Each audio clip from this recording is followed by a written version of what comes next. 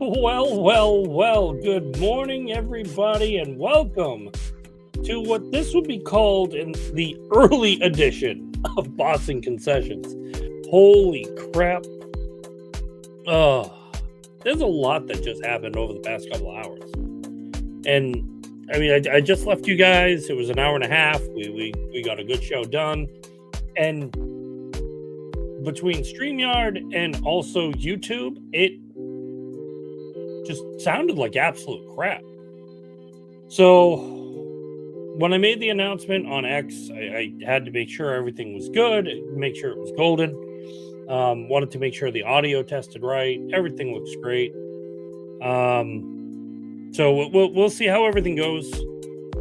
Hopefully there's no issues. There's nothing that actually comes around. But of all things, welcome. It's 7 a.m. here in Boston, and to me it gets that little bit of juice flowing. So we'll see how everything is. Oh man, we get a lot to go over. I mean, we got the Celtics tonight. A lot of things happened from Game 5. We'll cover like a lot of that, especially one of the unsung heroes that's going on with what the expectation is. We got some stuff to talk about baseball. Got my notes. So everybody knows I like my notes now. Couple things basically popping up all over the place, but we'll go into it. We'll get to it as we go. And first off, I do want to say welcome again to Boston Concessions. My name is Topher. I'm going to be the host today. We are an SSB and broadcast coming from Boston. Those lovely guys from Rhode Island share their coolness with me, and I just spread the love with everything else as it goes. So this is episode 24. Still alive, still strong. How we go and how we flow.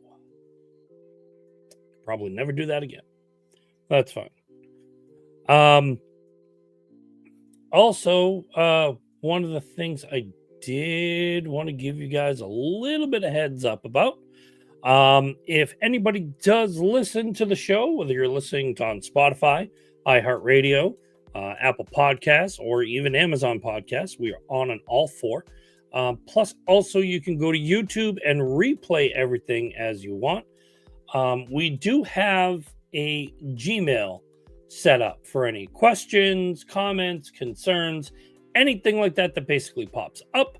You're more than welcome to utilize it. It is info.bostonconcessions@gmail.com. And if you pop in there or do anything, I mean, you can even leave like some comments, message on X. You can message on the Facebook page for Boston Concessions. You can also message on Instagram to where we can just reach out to you. And questions will be read here because that's something I do. I like conversating. Other thing is, for anybody who comes in, the comments will be read. They'll go over. I'll state where you're commenting from, which will probably be the YouTube because I am live on there. So sometimes you guys will just heed the blast of everything else going on. So, really quick, because this was read last night, I'm basically going to go over this really quick. As I stated, Celtics face the Knicks tonight, 8 p.m. They will be battling at Madison Square Garden. Be another do or die game, as it is Game 6. This will either send the Celtics home or to the fact that it will send them to a crushing Game 7. We all know what happened last time with the Celtics going into a Game 6. They forced the Game 7 and they got completely blown out. We're hoping that doesn't happen. We would like the latter. And of course, another NBA news, Denver defeated Oklahoma 119-107. They forced their Game 7, and the winner of that will go on to face the Timberwolves, who are waiting in the wings. NHL news, Carolina did defeat Washington 3-1. Carolina does take the series. It is noted to the fact that comments and everything were made after the game, and it looks like Washington will retain and also have another year of Alexander Ovechkin, where he will continue to grow that goal lead that he won from Wayne Gretzky. Winnipeg defeated Dallas 4-0. Dallas now holds a series 3-2 lead, so they will go into game 6 to where Winnipeg will try to, again, just like Boston, hold off getting eliminated. And the Red Sox will begin a 3-game series with Atlanta tonight. It's the crochet sale going on. Yes, the White Sox trade folk, Garrett Crochet and also Chris Sale will face off tonight. Garrett Crochet pitching for the Red Sox. And Chris Sale will be pitching for Atlanta. I will give you guys another update as everything goes on, and we'll do a reread later on. But let's get into some good stuff, huh? So, with the Boston Red Sox, they're having their losing woes.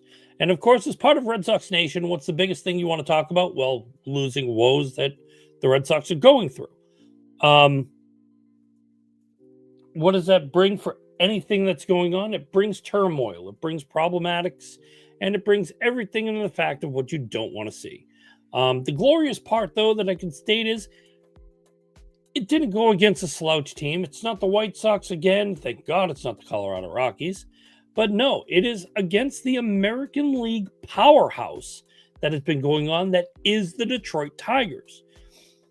Now, can I say the games were blowouts? Well, one of them was. And it's kind of crappy to actually think about, where you have that one time, that one moment, just complete and utter destruction. Looking at everything for what I have here. So Monday, it was Job versus Houck, 14-2 loss. The 13th of May, it was 11 innings, 10-9. And then, of course, looked like Chapman blowing it out. But it was a 6-5 loss there. So again, you're talking one run.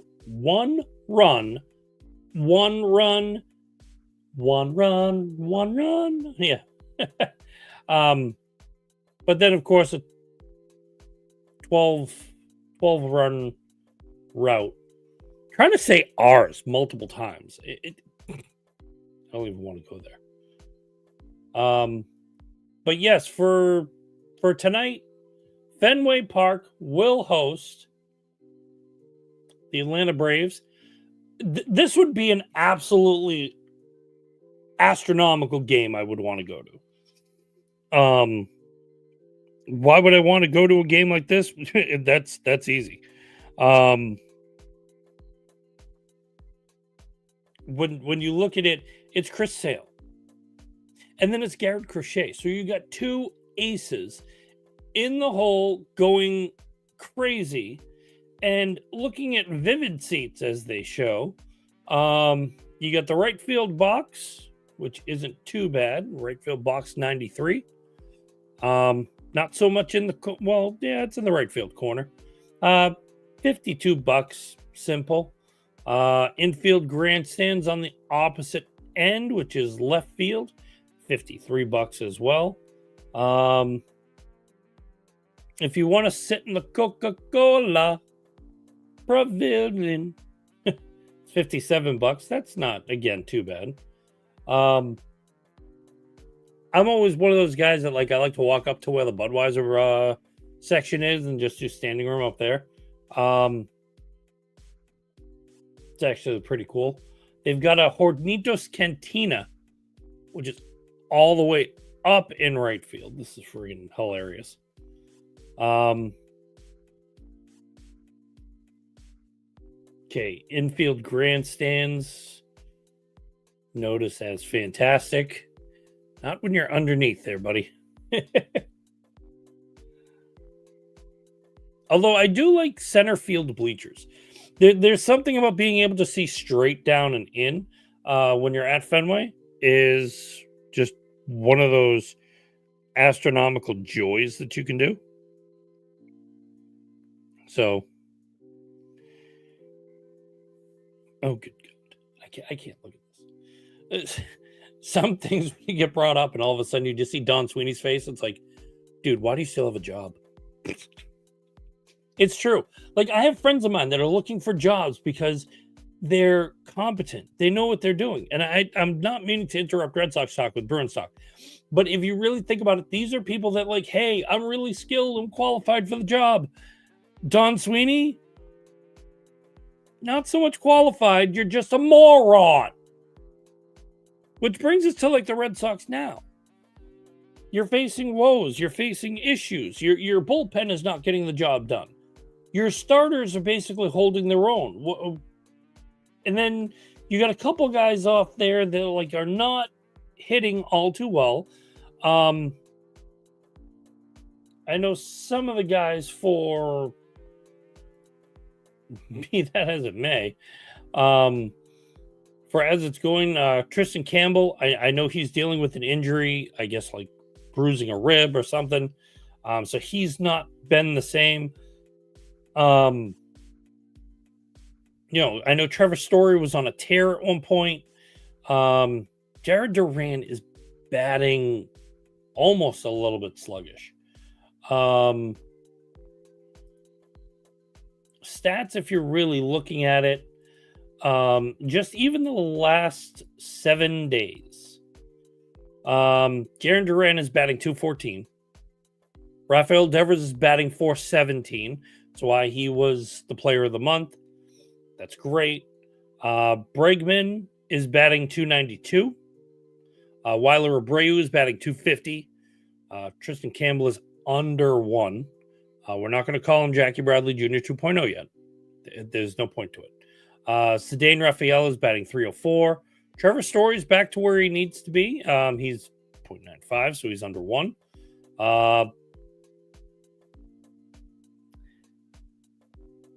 I love how they have Nick Sogard for shortstop and Nick Sogard for first base. It's like you have 1 and 1. Yay! But he's batting .222. Great. Fantastic. Rob Refsnyder is not batting at all, I guess. Connor Wong is batting .143.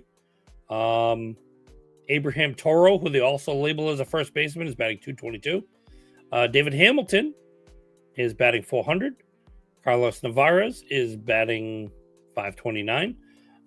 Some of these guys have like 2 or 3 games, so they're just fluctuating. Other guys are basically dealing with like multiples.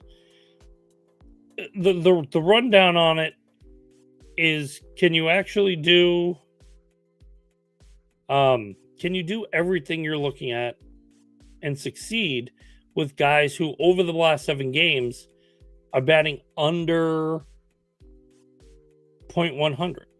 Okay. Campbell, no, you can't. Trevor Story, no. Connor Wong is showing the I love you with .143. It doesn't match. I'm sorry, we don't love you back right now. Your on base percentage even screams so much more. He's got Connor Wong's got a .250 on base percentage. David Hamilton is showing a .455 on base percentage. Carlos Navarez is showing like he's looking to be the better catcher, because right now he's batting .570. Like he's batting .529 and he's got .579 for an on base. Rafael Devers, .500 on base percentage. Alex Bregman, even though batting .292, he's got a .393 on base percentage. Let's see. Cedane Rafaelo's got a .333. Tristan Campbell, even though he's under 1, his on base percentage is .125. It's still slouchy. Trevor Story, .136. Great. Get better. Your slugging is even taking a hit. Your OPS is horrible. This is to where, like, this is where the Red Sox need to focus. And one of the questions I do have for this team, does anybody really think if this team is overachieving or underachieving? Because if I look at the stats from last year to this year, and we did this during the Red Sox show, what was the outcome? It was basically the same. So if I go do another review coming at the end of the month where I'm going to put more stats in, what's your last 30 days? And how is that going to break down for the season itself? You're going to see a huge slouch in, is it equal? Is it not equal? Is it something that you need to, like, is it something you should worry about? Because this was a team that was supposed to be put together that was in a greater state. And not only was it supposed to be put in a greater state, it was supposed to handle itself as wonderfully and superbly as possible. It was supposed to be put together to where, like, you had less errors, more bat concession. And what I mean by bat concession is you're getting a lot more hits, you're getting a lot more control, you're getting less strikeouts, but you're getting more walks. I haven't seen a lot of that. And showing these averages, this isn't showing like a great escape for Boston. Okay. I mean, besides going into the roster, you're second in the AL East. You're now holding that ground. The problem, though, is Toronto is right on your heels because they have the same amount of games back. The difference is a .001. Your win percentage is .489. Toronto's is .488. So what is that exactly showing? It's showing that Toronto's right on your rectal. Okay? They can see it. They can smell it. They know it's to the fact of looking like a starfish. Don't let them get past you. That's basically where that goes. But who's on the tails of from there? You've got Tampa Bay coming up on you guys. Why? They're 5 games back from the Yankees. So between you and Toronto being 4, now you've got Tampa Bay that's 5. Okay? If this bout in Atlanta doesn't go as you expect it to, and you don't win at least 2 out of these 3 games, especially where Toronto is starting to get, I shouldn't say Toronto. Tampa Bay is starting to like warm up a little bit. Toronto's still showing a little bit of sluggishness, but there's still more of a posing threat.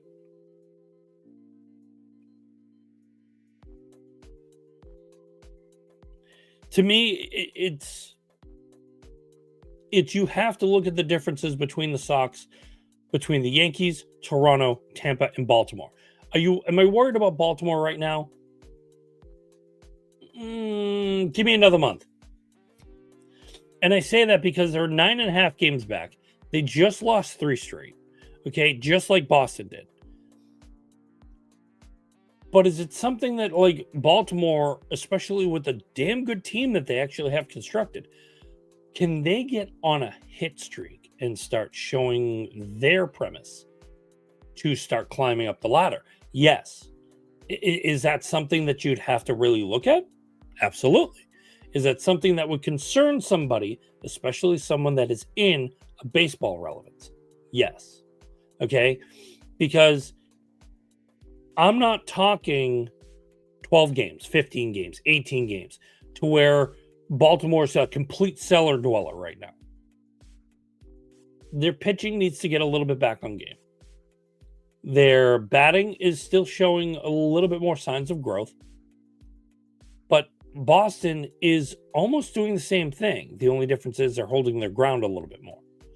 So with Boston not having the proper pitching, and I'm not talking about starting pitching, I'm like, the starters are actually doing decent.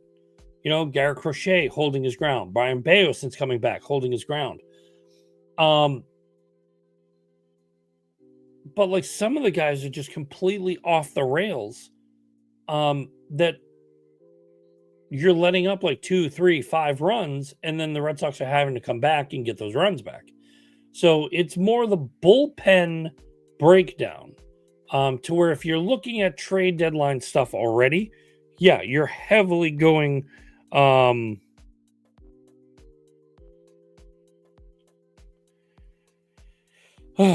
You're more than basically breaking down that aspect. And during the trade deadline, yes, you are going to hunt for relief pitching. You can look at like some guy who's 39, 42 years old. He may have a breakdown arm, but if it can give you half a season, it's worth it then just, not fluctuating with this at all.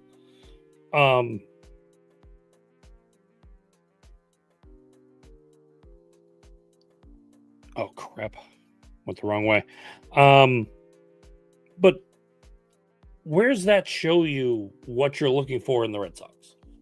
Are you looking for, like, what does anybody in Red Sox Nation actually want out of this year?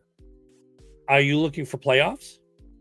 Are you looking for just American League Championship Series? Are you looking for a World Series? Because I can tell you right now, if I did a poll, the problem you're basically going to have is exactly that. You're going, like, everybody and their mother is going to be looking for, oh, we want the World Series. We want the World Series. You just had the shittiest friggin' year last year, okay, or one of the worst. And there's probably been like a couple more that have like actually touted it. And now all of a sudden it's like, oh, well, yeah, we can win a World Series. Explain to me where. Explain to me how. Explain to me why. Someone point it to my direction as to where you're doing this. You don't have pitching that holds your ground. You don't have Jack that's holding your might and going, we got you. You have no consistency. And especially one of the things I like talking about yesterday, or last time we were here, is the run-of-the-mill piece that shows whatever the heck is going on in that clubhouse. Because anything upon anything going on for culture-wise, trash. Yes, trash. The not just your steak and eggs that you did not eat from the following day. No, we're talking about trash. The stuff that you throw away because it's not to the fact you don't want it anymore. It's just not good. It's like, hi, I bought an onion 3 months ago. It's been sitting in my refrigerator. Is it edible? No, it's trash. This is what you're looking at for anything upon anything of what the culture is like in the Red Sox dugout. Because when you have your star player, pupil, whatever the heck he is, Rafael Devers coming over and saying, oh, my teammates love me. Dude, your teammates kind of want to throw berries at you. Don't tout yourself as being the better of. But do I have a problem with this? Yes. You're a $300 million man. And you state that your teammates love you. But yet your teammate goes down and, to what I'm looking at, a general manager entrusts you, enshrines to you, that they would rather put you at first base than the other options that they're going to struggle with. And you say, no.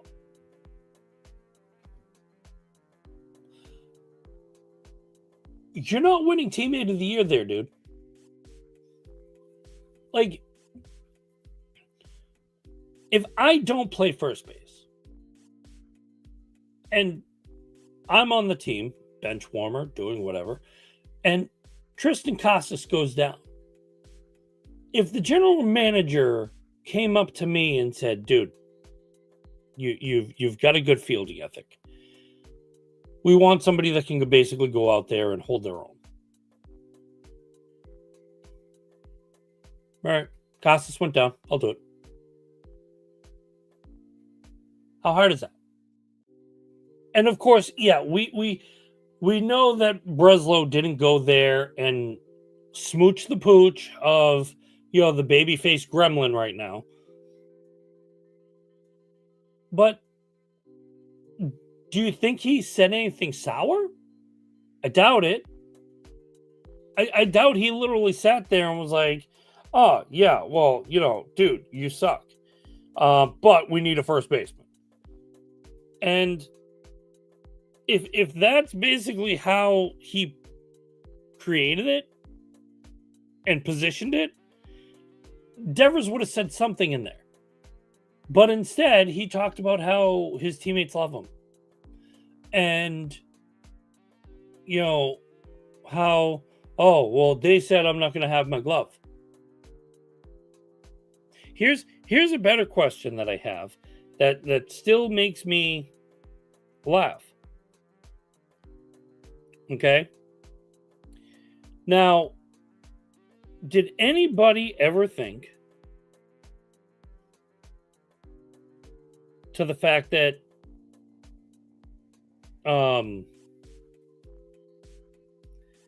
what happens if somebody else goes down? Like right now, where you're looking at like the two guys that were actually covering first base, Nick Sogard and Abraham Toro. Say Abraham Toro slides into first base and his knee buckles. So he's out for a month. And then Sogard needs a rest. Who's your first baseman?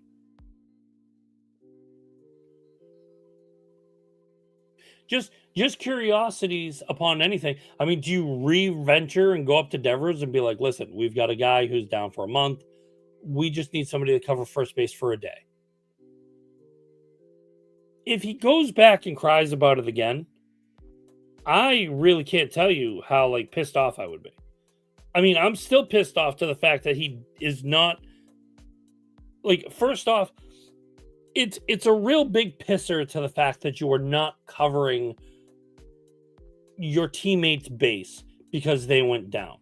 But it's also to the fact that you're not really being a team player. How is that? This isn't the Boston Devers. Okay? We don't cater to Rafael Devers because we pay you $300 million over the next course of 8 years. No, it's the Boston Red Sox who, in their years of being, have won championships, made it to the dance, made it to everywhere they needed to be. They're going to be here far after you, and they've been here way before you. So I think asking them or asking you to do something as simple as covering a base, covering your teammates. You get Alex Cora that turns a blind eye and goes, I can't talk to him about this. No. Is that the culture issue? Yes. If I'm Alex Cora, I am taking the plug out of my rectum and I am talking to my DH. Listen, they want faith in you. They're paying you money. Go cover the base. Is it hard? No. I mean, it's first base upon anything. You're having balls thrown at you. Some people enjoy that. Some people get their jollies out of that. Either which way I look at it, it's a method of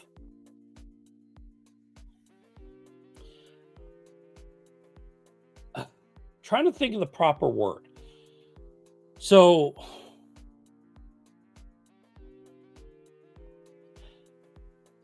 it's an injunction. Could the team be better giving people rest at DH? Yeah. Could you have taken a couple at bats with like who's injured right now?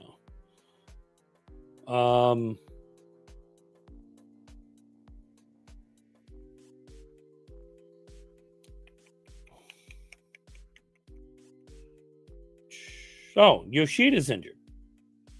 So even though he can't throw a ball, could he take some reps in it at bat and maybe help out? Possibly. Oh, wait, Devers is manning the whole damn thing. Shame.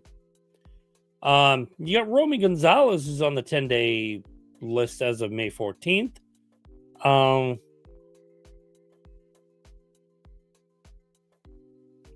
It looks like he'll be ready to return May 18th. So that's 2 days. So that's at least a bonus. Tanner Hulk was hit with his injury. He's going to be looking to make his start next Sunday against Atlanta. Winkowski, the relief pitcher, he's optioned down to AAA Worcester. That would happen Thursday, so he's going down there. Richard Fitz, he's been throwing up and down bullpen sessions, so he's expected to be cleared to face hitters soon. Yay.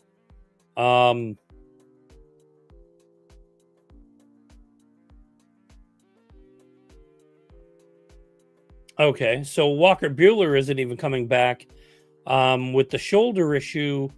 He's likely to return the home series against the Mets. That's on May 9th, so that's in 3 days. So that's after the current series. Cutter Crawford threw a live bullpen session. That was Tuesday. He's looking to do so again Friday. Great.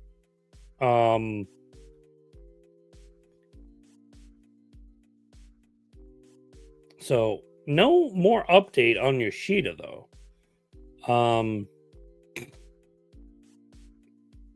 But Chris Cotillo of Mass Live, he did say Casas underwent a successful surgery Sunday. Looks like this was reported May 4th to repair the ruptured patellar tendon in his left knee.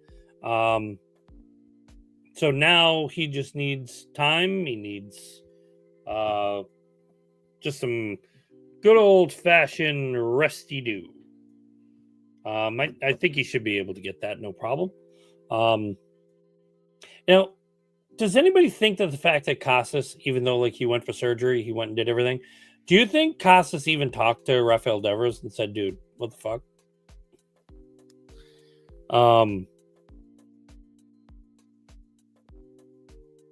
Because I would have. And like that's just me specifically. If I know to the fact that this is me covering this base, and all of a sudden I go down with injury, and I find out to the fact that my teammate, who, you know, when he says, "Oh, like my teammates love me," let me think about that. I went down an injury, and it was asked for the fact of somebody to cover my stuff, and the guy basically broke down and said, no. No. You're going to say no. Okay. Cool. Great. Say no. Man, you went down, you had an issue? Oh, I'm not covering DH. I know somebody's going to cover DH because they have to, but hey, can you like if Rafael Devers is playing third, I'm not covering Rafael Devers' base. Have him get up and find somebody to cover his base. You know that's true though. If you work a retail job, or you work somewhere else and you go down on an injury, hey, can you find somebody to cover your shifts so this way we can just get the schedule done? Did Casas do that? No. Oh. And going back to the thought, is this team overachieving or underachieving? To me, this team is underachieving. You went out and got Walker Buehler. You got Garrett Crochet. You signed Aroldis Chapman, who's been more than advertised. You bolstered a little bit more of the bullpen with some smaller guys. You got some pitching aspects. Walker Buehler's one of them. You went out and signed Alex Bregman. You brought some of the rookies up. You're basically playing to, well, some things that Charlie Jacobs and company doesn't do. John Henry, because he's been an absolute mooch in how Red Sox fan base feels about him. Henceforth, why I have the Red Sox Nation banner up. You're catering to your fans because you saw ticket sales go down. You saw people don't want to go to the game. They don't want to pay $18 for like a small 3-inch wiener. No, you don't go there for the $24 beer that you can't have after the 4th, 5th, 6th inning because the game's so small. Money markets in A do not make money markets in B. You go to a game to A, relax, sit down, enjoy the ambiance, enjoy the presence of everything going on. Why? Because it's a great presence. You know, we live in the city of Boston. And for those who are outside of Boston, let me tell you something very easily. If you enjoy something as great as baseball, coming into Fenway Park and sitting there around the ambiance that is Fenway is masterful. It's glorious. It's a great feeling. Why you wouldn't want to do it beyond B? Playing for like a team like the Red Sox should be even more so. That stadium should always be packed. It's not hard to do. You can always sell out. But if you're not selling out, why aren't you?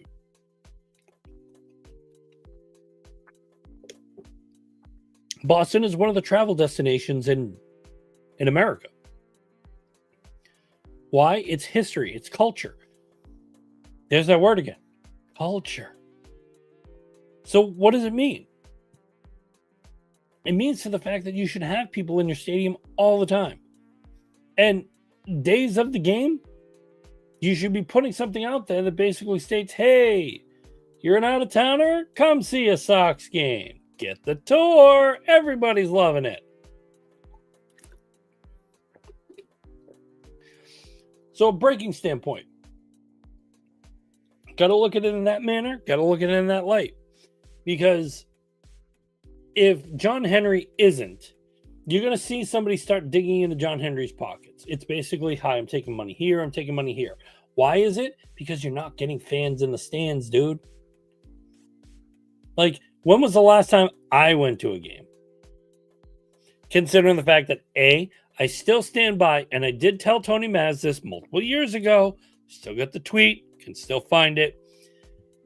I am not watching or doing anything with a Red Sox game, or even possibly going to, unless A, the ticket is given to me, or B, there is something major going on in the game that I need to watch. And I haven't. I've watched highlights. I've watched things that basically state what I can do and the information I can give you. So there's ways of finding that. Of course, you don't get the right feel of the game, which is why I watch like some of the Sox in 2. It's a replay of it. I can go about and do a couple things that way. But I get the majority feel of basically body language. And when you're looking at a Sox game, somebody look at the pitchers, look at the dugout. Like, yes, the green monster hat with the Wally thing is great, but look at the bullpen, look at the bench, look at everything prior to that. Body language while the game is going on, whether you're winning or losing, is something a little bit different. it goes also back to the culture piece where, for me, in any which way, it's kind of, oh, what's that word? Trash! Yay!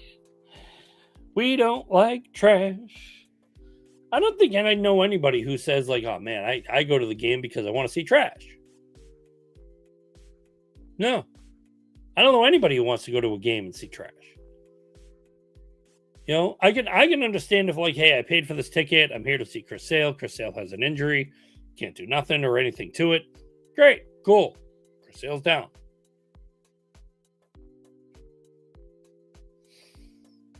Doesn't mean, like, I'm not going to, like the game. You root for the Red Sox. You sit there. You enjoy a beer. You have, like, one of the overpriced hot dogs. You get a sausage from the Sausage King outside of where third base is. This is one of the best sausages I had. Wait, what? Nobody judge me. That's something I want to know. Like, I'll ask this and I'll put it in a poll on X. I'll put it in a poll everywhere else. This is not going in good direction. Okay? What's the best sausage cart vendor you guys got right outside Fenway Park?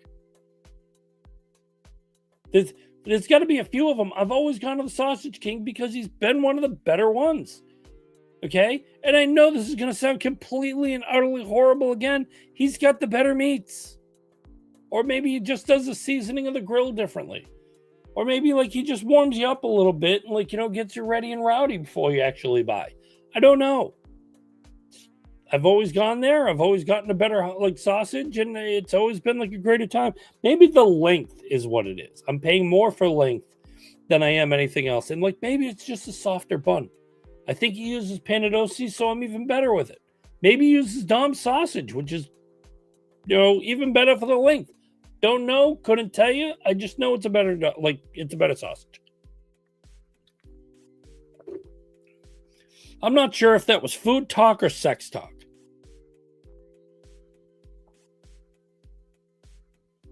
Yeah, we'll go with that. Either which way, that's a round. How do you do to, like, how you round up the Red Sox? But are we done with baseball? No, because I want to know this bigger piece. Okay, and where's it going? This man here, he first off, he's passed on.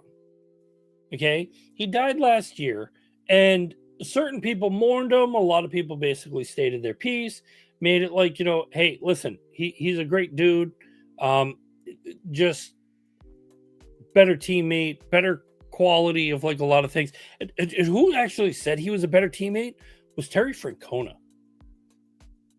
So if you're not taking Terry Francona's word for, like, a lot of things, think of it that way. Terry Francona was a great manager. He still is a great manager. All around, fantastic guy. Always swung from the hip. Like, let you know how it is. If he's coming out and saying that this man, Pete Rose, was a great teammate, am I going to believe it? Yeah. So, what's the issue here? What's going on? Well, I've got the article. I did have the article pulled up. I don't want to dig into the taste of Cincinnati. I'll tell you that right now. So Dave Clark of the Cincinnati Enquirer did, like, a really great story, which is Pete Rose among players reinstated by MLB Commissioner Rob Manfred. To me, this is a little bit late, and I'm going to tell you something, and I apologize for going down this road, but there is a little bit of politics linked to this, which I don't like. Okay. He starts off that Cincinnati Reds legend and MLB hit king Pete Rose is among deceased players removed Tuesday by Rob Manfred for his permanent ineligible list. In late April, Manfred said he discussed Rose with President Trump at a meeting earlier in April and planned to rule on a request to end a permanent ban of Rose, who died last September. And the Reds are honoring Rose with a Pete Rose night on May 14th. Listen, does this mean to the fact that Pete Rose can get in the Hall of Fame? It might logically be. Now, I know people are for it because he is the MLB hit king. Nobody's been able to come close to his hits. And they're not saying to the fact that he's a horrible player because he was one of the best. Does he belong in Cooperstown? Sure. Because I'll take this difference as I heard it. If you're looking at Pete Rose, who the only thing he did, and this is what he admitted to up until his dying day, he admitted to gambling on sports, and he admitted to gambling on baseball. He did not admit, but he denies in every which way, that he did not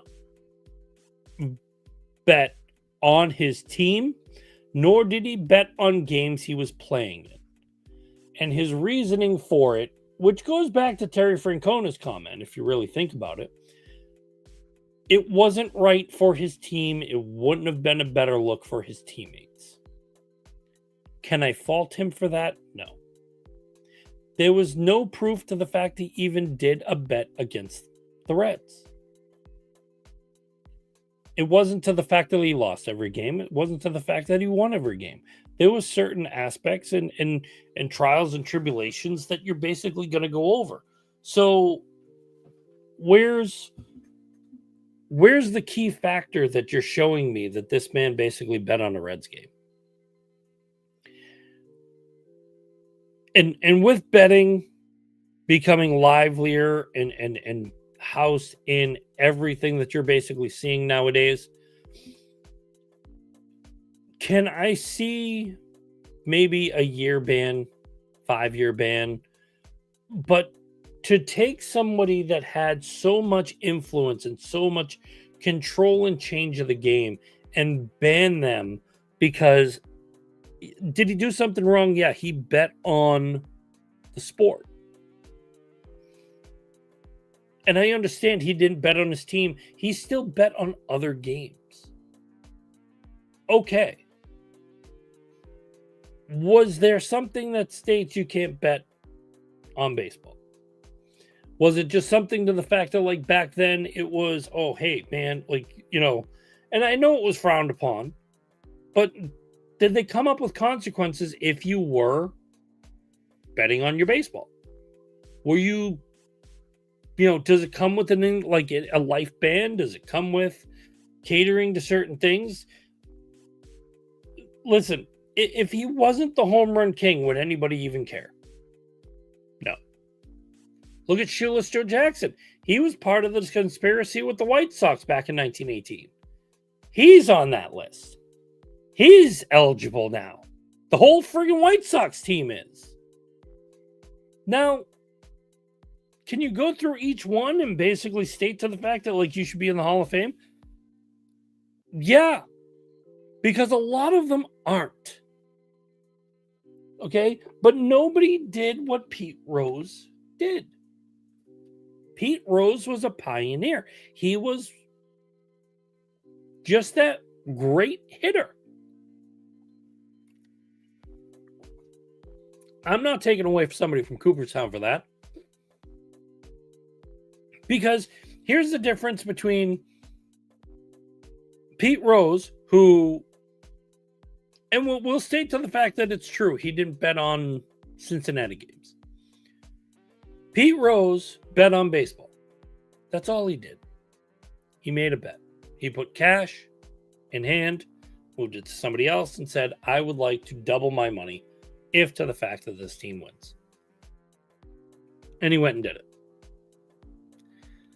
Did that in any which way, shape, or form change the way he played the game? Did that alter something to give him a more drive than what anybody else has basically got? No. Is it the same thing as Roger Clemens? basically getting a needle in the rear end from Andy Pettitte in order to be juiced up to play his game? No. Is it the same thing as Jose Canseco wandering around with all the needles, pumping it in him like crazy, and basically saying, like, I'm invincible? No. Is it the same thing as Mark McGwire and Sammy Sosa plugging in everything day in, day out in order to get the home run record? Nope. Is it the same thing as Barry Bonds, who took everything imaginable and basically became the home run king on a substance? Nope. Is it more so than other players? Alex Rodriguez, Rafael Palmeiro, the list basically goes on of people that took HGH, steroids, whatever it would be. That's giving them, and I've stated this multiple times, like, you can have precise eye where your hitting prowess is amazing. Your hand-eye coordination with how you're going to swing the bat, how you're going to do everything, that's built-in memory. That's built in. The ball right where the bat needs to hit and do everything, that is basic and pure talent. Throwing the ball, the way you hold it, the way you construct it, the way you do everything with it, the whooping crane. Just little things like that you're looking at and doing. Is it making sense? Well, to somebody it is. But then you go ahead and add a substance that's basically, if you throw a ball at 94 miles an hour, and you know that your velocity within that structure is starting to go down, you take this substance, now you're going from a 94 to a 96, a 98, a 100. You're basically elevating what you're doing, taking a substance that is illegal. See, Pete Rose didn't do anything on the field illegal. Bottom line of it is, betting was illegal. Okay? So, looking at that and looking at this, did he do anything illegal on the field? No. Did he do anything illegal that was going to hinder how he played the game? No. Did he do anything illegal that basically took away from a sport? Well, yeah, he bet. He made money. That's basically where I think it is. When you are a player and you can influence and do this betting, so to speak, and you bet on other things, you're making money off someone else. So, my eyes have always been Pete Rose belongs in the Hall of Fame. Okay? That MLB, I don't care if he's a douchebag. I don't care if he's a rotten human being. I don't care if he kicked kids in the shins, okay, because they wanted his autograph. Bottom line is,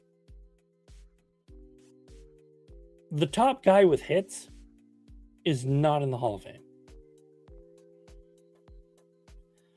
The guy who changed the game as it was is not in the Hall of Fame. He didn't take steroids. He didn't abuse other things. He was called a good teammate. He was called basically the hit king for a reason. And he's not in the Hall of Fame. That to me just screams baseball is looking at something wrong.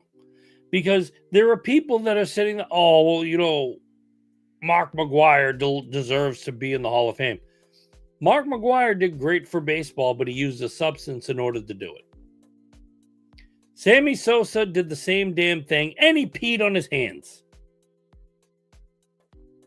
That part is actually true. Sammy Sosa did pee on his hands because it helps grip the bat better. Okay. Somewhere down the line, he basically talked to R. Kelly and they promoted some water sports, and that's how his bats got good. It's the same way with, like, say next year, if they outlaw that missile bat and somebody goes and utilizes it and hits home runs, especially for this year, can you halt them or not count their 20, 30, 40 home runs this year? No. Because it became illegal in 2026. You allowed the bat in 2025, so therefore the stats go. It's the same thing as, like, if anybody's taking HGH and you decided, listen, we're going to allow HGH because we think it will benefit the game. We think to the fact that pitchers throwing at 105, 110 is great. We think to the fact that exit velocity on a ball that's going to go out of the park is wonderful. Okay, sure. Great. Let's do that. Let's work on that. Let's make it what it is. When you wish upon a star, no. When you're doing something that's completely illegal, do you have, like, misdemeanors, levels of illegal activity? Yeah. You know, it's like if you break and entering, is it illegal? Yes. Did you harm anybody? Well, you gave mental anguish to the people you broke into. And took their stuff. Did you kill anybody? No. People can still go upon their lives and do what they do. Did Pete Rose take anything from betting besides money? No. He didn't harm anybody. He didn't make anything out to be what it is. I mean, if it did come around that somebody showed the proof to the fact that he bet on the Reds or with the Reds, oh my God, I would be having a different story because, no, I don't believe this. But near the end of his life, he was very, very outspoken with the fact that, hi, I bet on baseball. Him coming out and saying it and being everything that he was, I bet on baseball. I was wrong to lie. I bet on baseball. But I never bet on my team. The way he said it, the way he encouraged himself, the way he came off with it, I believe that. That's just me. Maybe it's I'm being a sap because I'm selling out with it. But to a man that's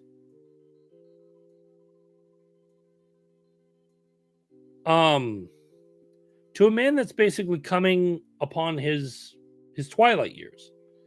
You know, he was an older dude. There wasn't anything around it. There wasn't anything that was really going to change to a lot of what he's doing. But look at that whole aspect to it. You know, if you bet on the team, I can't defend you. And if for whatever reason during the twilight years, if he said, no, I didn't bet on baseball, do people know that's a lie? Yeah. People knew it. So was he a jerk for in the earlier years of his world, especially when he's like, oh man, I'm desperate for Cooperstown. Look at me go. Look at me dance. I'm going to Cooperstown. Okay, great. I'm trying to weasel my way in. And they still won't let you in because you're banned. You bet on baseball and you were a dink. Can't change things. Hey, wait, you actually can. Fast forward some years later. Some wrinkles. I'm Pete Rose, and I bet on baseball. Does it clear up a lot of things with a lot of people? No, because you basically lied to people for years on end, stating to the fact that you didn't bet on baseball. And now you just come out and it's like, yeah, I bet on baseball. And there was one very, very specific. I remember it like it was crazy. He was sitting there in an interview, and somebody asked him flat out, like, "What made you bet on baseball?" It's like, "Well, I wanted money. I wanted money, but I still had a certain level of things I wouldn't do. Like, I could need money so badly that I wouldn't harm my wife. I wouldn't do this. I wouldn't go down this road." And at the end of it, it was, I'll always now kind of take what I did as wrong, because it was. Could I have been better with certain things that I did? Yes. Could I have been a little bit more monumental with some things? Oh, absolutely. Could I have changed the dynamic of things that my life would have been? Sure. But the one thing I didn't do was I didn't bet on my team. I will tell you flat out, I bet on baseball. I bet on any sport I could. I made money. I lost a heck of a lot of money. And yeah, if you look at my net worth, it should be like actually growing, but it didn't, because I spent a lot of my money that I earned on betting. But like I said, one of the things that I can tell you is where I bet on the sport, I probably would have got frowned upon if I was still betting on ponies. Would have like did this if it was still something else. But then the look in his eye, though, when he actually like looked at the rest of it, was something of difference, because the follow suit was, I loved my teammates. I loved everything about who they were. I couldn't sink myself so low to bet against them, and I couldn't bet on them. So as much as I needed money, if anybody said, "Hey, vote on the, like, take the Reds, do the Reds," no, I play for them. That's my teammates. I'm not failing my teammates. If anybody's got a way to like actually state that that's wrong, please tell me. But I will say wholeheartedly that I believe to the fact he didn't vote on his own guys, or bet on his own guys. And if that be the case, still sticking with it, I'm okay with it. But I wish to the fact that something like this, especially where you kind of kick somebody in, like, in their memory. So did they wake up for for certain things that they did, in betting wise with him? Yes. Would those implications be factored in today if not for Pete Rose doing that? It's a possibility. But to the fact that you had to pardon this man after his death, that's what I hate. That's what I don't like. Like, doing something, it's like somebody coming out and being like, "Oh, he was a drug addict." The man is dead. He can't defend himself. What the heck? And you could have like lifted this ban when he was when he was alive and given him something of hope. Even though it doesn't get him in Cooperstown, could have made like a big a difference for the man. Yes. You basically, to an old dude, gave him the finger and showed to the fact that you don't care. Dick. That's right, Manfred. And to the fact you did it under terms of politics. You met with the sitting president, and it was brought up about Pete Rose. So whether you're friends, whether you're lovers, I don't care. To the fact that you sat with the president, and the president said to you, "We need to do something about this." You have bigger things to freaking do sitting on your throne in the White House. Focus there. And Manfred should have looked at him and said, like, listen, I don't want to do anything about this because it's going to open a can of worms. Worms! They're not just for fishing. They're for dealing with cheaters. Or, in this case, bettors. We had a lot to go over still. I also got to find like a new thing to like go in. Let me see if I can find this.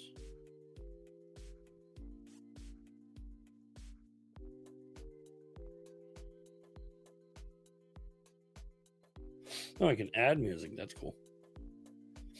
I'll have to play around with that a little bit. So highlights to it. It'll be my highlights. So Celtics face the Knicks tonight, 8 p.m. Madison Square Garden. It will be another big game, just like Game 5 that the Celtics will be walking into. It is the elimination game.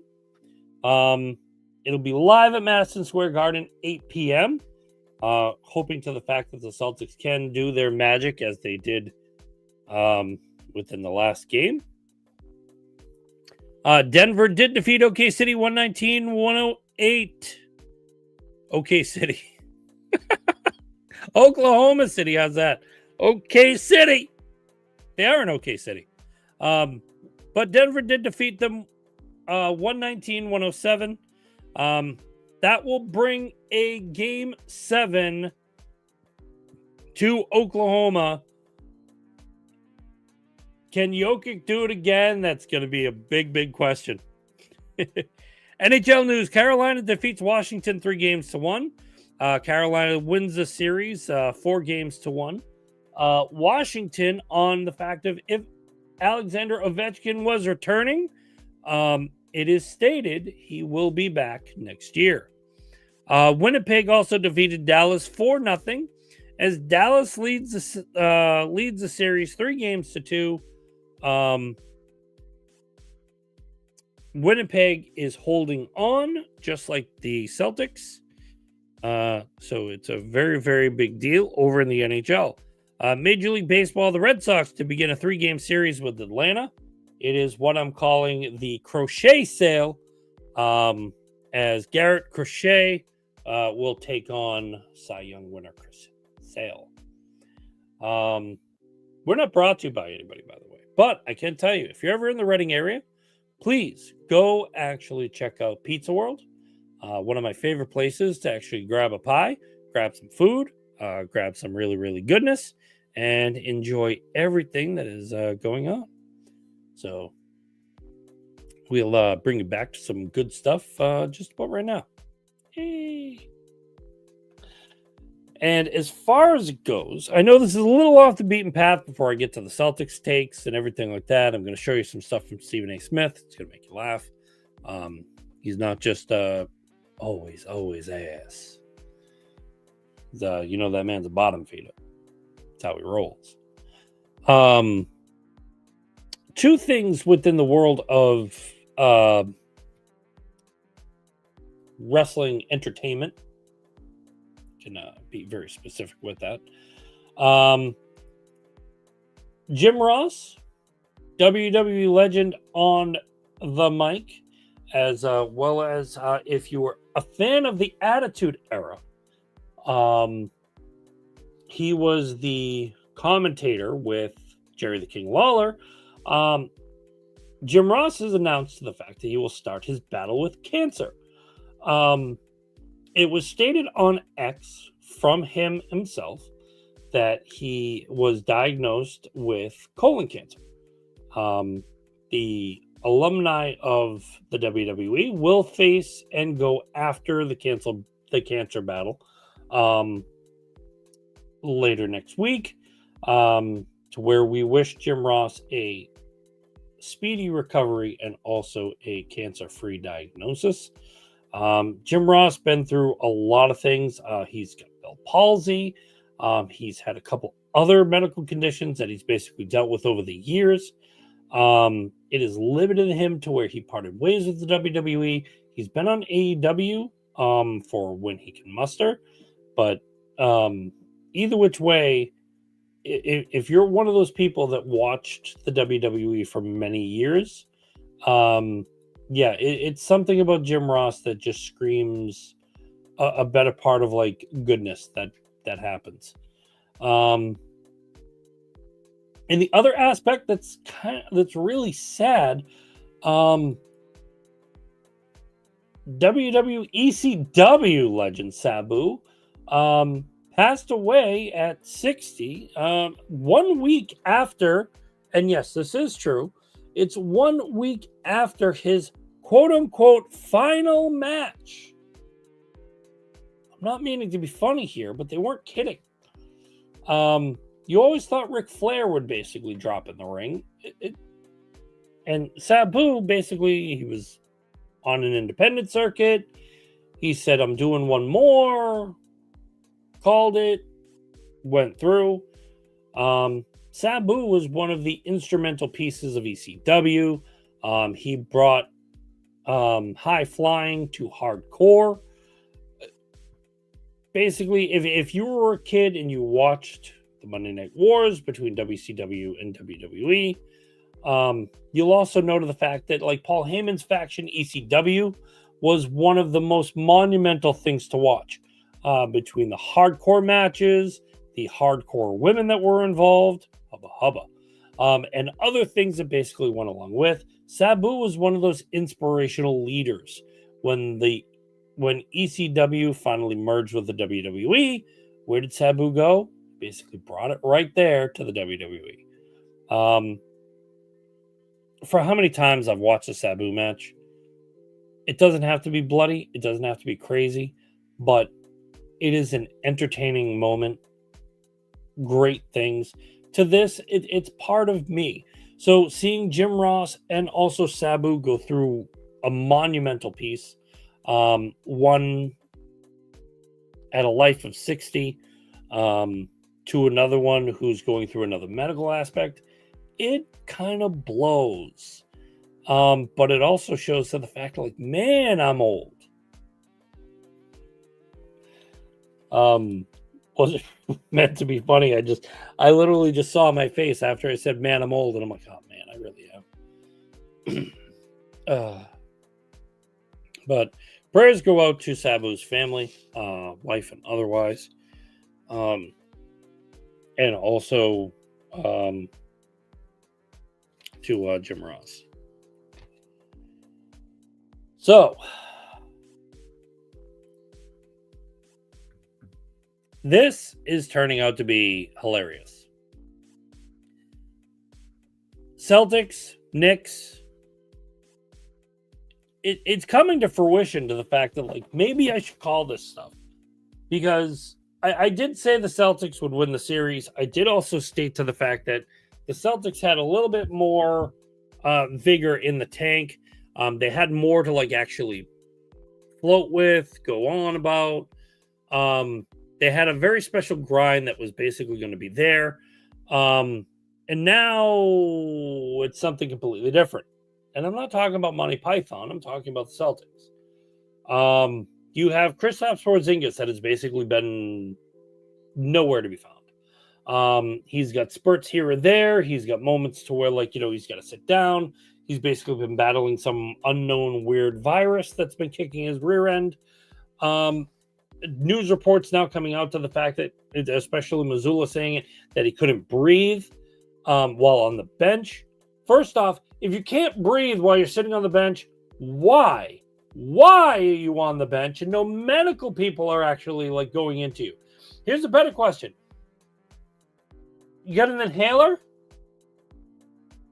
Do you have something that's going to, like, I'm breathing.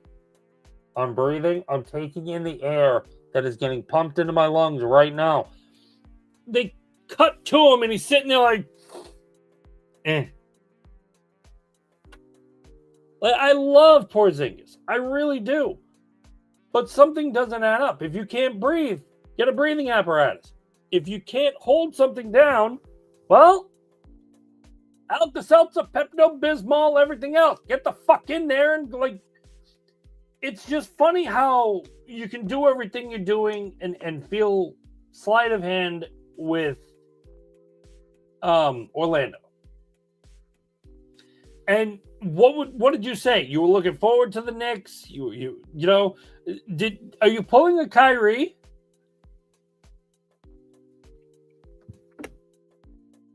Do you not want to face your old team? Do you not want to face the music of what's going on? Do you not want to face the Knicks because the Knicks basically said, hey, we don't want you anymore? Come on, dude. Play the game. Breathe through a straw. You'll be fine. You got hit in the friggin' head and was bleeding out like crazy against Orlando. You went in the back. You got a bandage. There was a bandage on your head. It was like this. And you came out and finished the game. Now you tell us like you can't do half the crap because it's the Knicks? Don't worry, though. Don't worry. Luke Cornett decided to show up, stand his ground. Great. 4 or 5 block shots just in the third alone. What did he do? He set the defensive tone. It's what you needed. You went after everybody. It was like you bring it into Cornett's house. Cornett say, no, no, no. Although I think it needs to be the no, no, no to his hair because that was getting in his eye at some points. So you basically had a really, really strong outing. Derek White throwing up monumental 20-plus points. Jaylen Brown, 20-plus points. Peyton Pritchard getting into the mix. There was nothing that stated that anybody had a bad game on the Celtics roster. And it's the game after when game 4, you had Jason Tatum go down, tore the Achilles, basically tore it or ruptured it. It was one of the two. He had the surgery right then and there. In the I forget if it was at night or in the morning. He's recovering beautifully.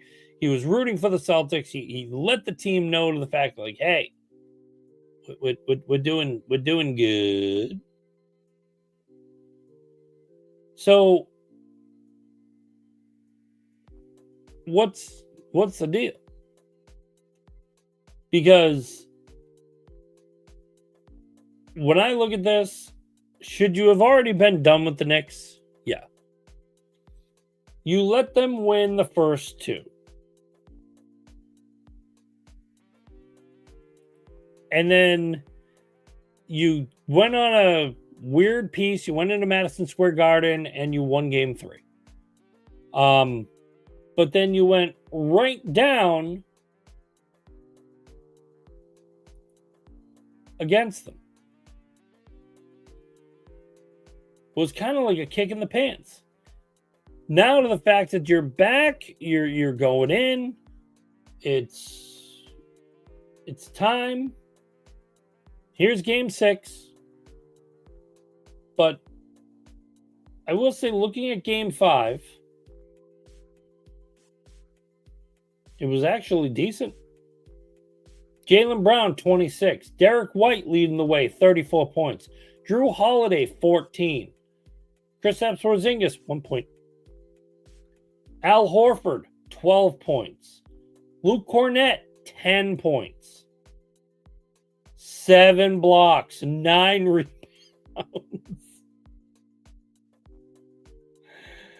1 assist, 1 steal. So, Luke Cornett, dude, you get the game ball. I don't care. Peyton Pritchard, 17 points, 5 rebounds, and he's a small guy. 3 assists, 1 steal. Jaylen Brown, 12 assists. These are things that like people need to get up on. Baylor Scheinman even played. He played 3 minutes. It was near the end. You weren't coming back from a 20-point deficit. Okay? Get out of here. The Celtics blew them out by 25. Can it happen again? Yeah. Because I'm gonna go against Reggie Miller. And we're gonna have to talk about that in a second. Okay?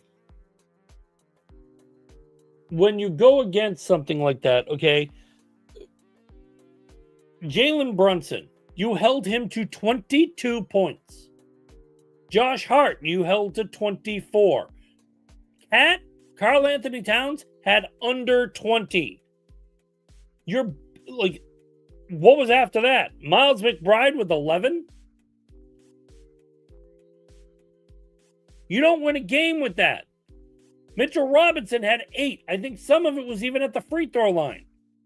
He actually made free throws. Mikal Bridges, 9 points. OG Anunoby had 6. You shut them down.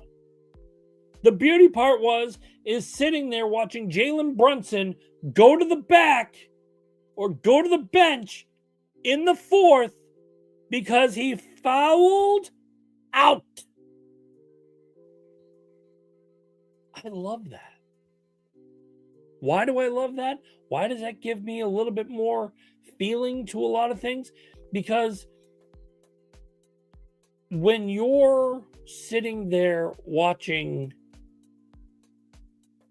the man of the fourth, okay, or as Reggie Miller has been calling him, the man who's clutch in the fourth, okay, he's not clutch overall, because we all know who belongs in the clutch talk, okay? It's the one everybody hates, Jason Tatum. Is Jalen Brunson the more clutch than Tatum? No, he's not. But for whatever, in the fourth quarter, Reggie Miller, oh man, he's the clutch man. He's the man who clutches on the fourth. And you're right. The average point to like what he's actually done in a series and otherwise in the fourth quarter has been monumental.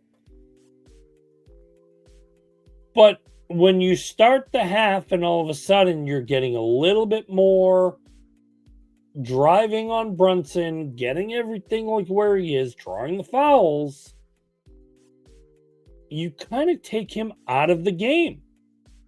And when you take him out of the game, you're not letting the other team get anywhere. Like, the Knicks, if you're taking Jalen Brunson out of the game, you saw the Knicks basically like they lost their feel. You know, and when they lose their feel, they're losing everything else. Hey, that's a great moment. You're seeing attitude upon attitude where it's like, oh man, we got this. Oh man, we got this. Oh man, Jalen Brunson's out. I don't think we got this. You took your star out. And I made it a comment within like listening to somebody. You know, when you talk about star players, the minute they go out, the team dynamic changes. Think of the Celtics right now. The team dynamic with losing Jason Tatum went heavier than your expectation. You took their star out. You took their main pop and you got rid of it. You know what that basically stems to? You took something incredible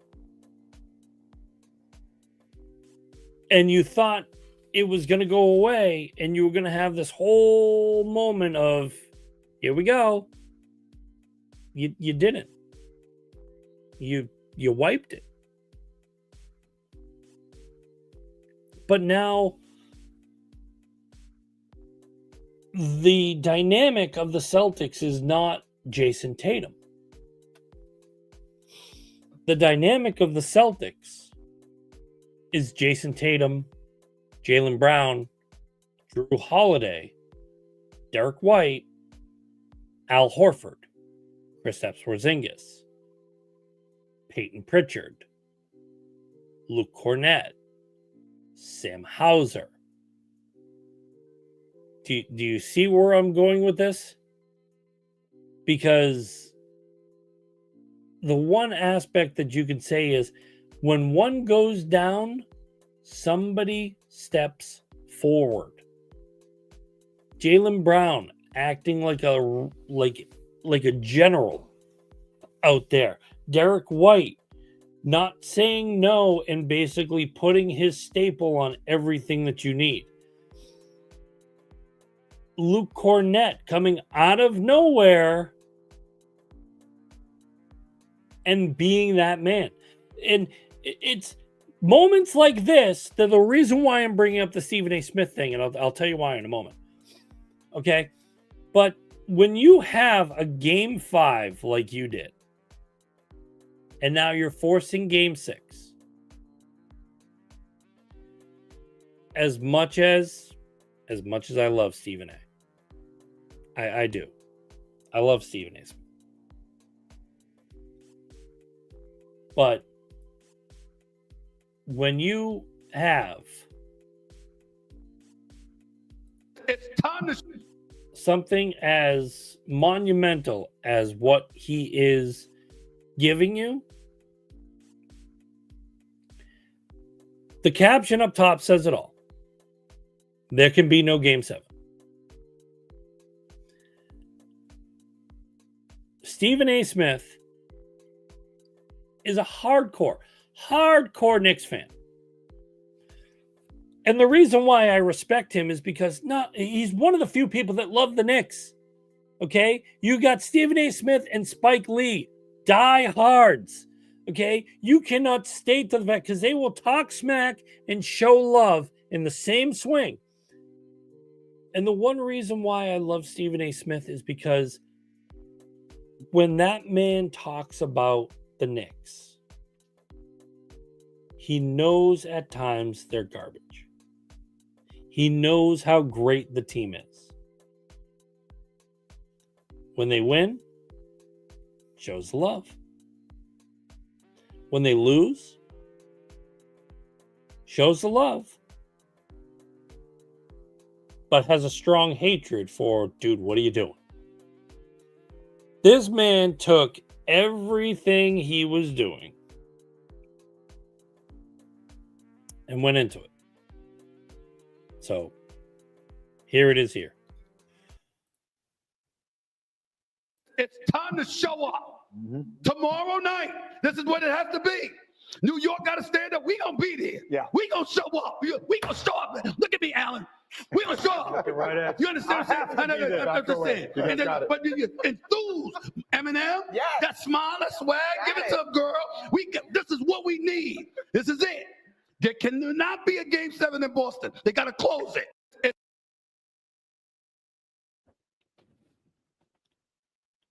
Look at his face. Stephen A. Smith knows what every other person knows. You gave the Celtics another game. Does he look like he's poised to anything? Does he? Or does he look like what I'm expecting the Knicks to do at Madison Square Garden? Be very nervous.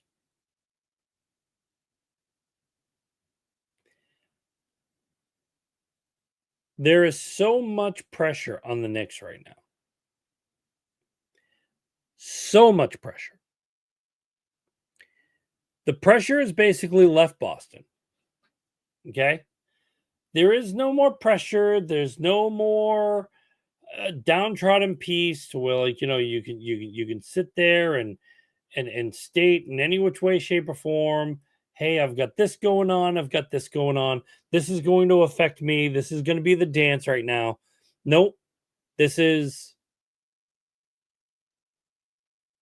where I'm drawing the line.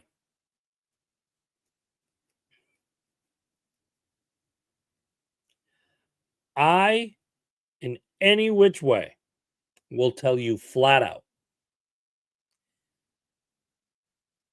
When the Knicks lost game 5, I still, under any circumstances, do feel that they lost the series. The Celtics lost Jason Tatum. That's a huge blow. This is a little bit different because I still feel that the Celtics have something else to give that are going to give the Knicks a run for their money.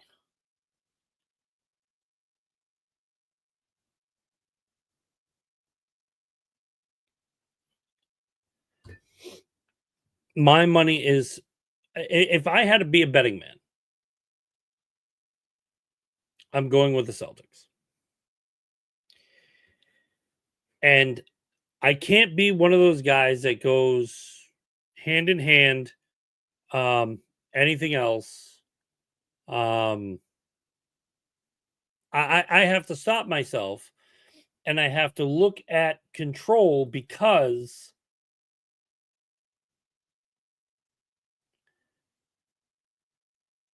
it's 3 straight games you got to win.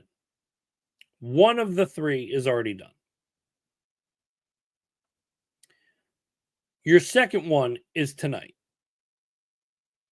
You now have to face that.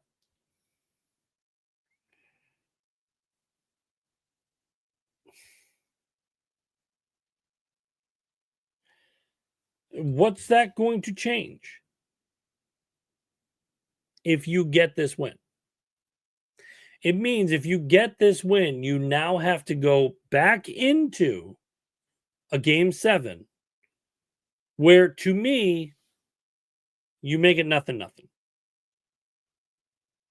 Whoever wins, whoever takes that on the table, that's huge. More pressure will be on the Celtics winning game 6 to go to game 7. The Knicks right now have the pressure of 2 simple things. You gave Boston another game, and Jaylen Brown's always said it, don't give us another game. Jaylen Brown made the comment a while back, do not give us another game. And the Knicks went and did that. They gave them another game.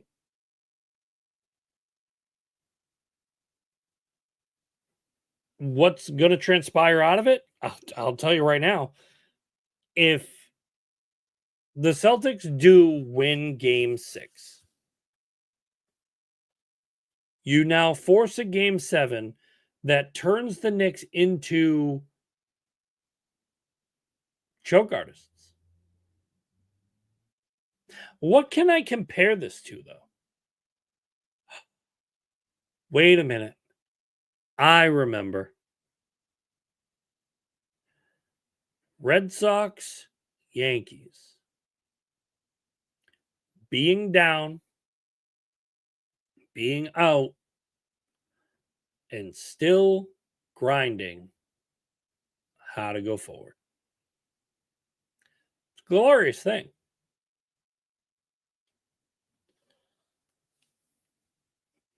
So you have to figure out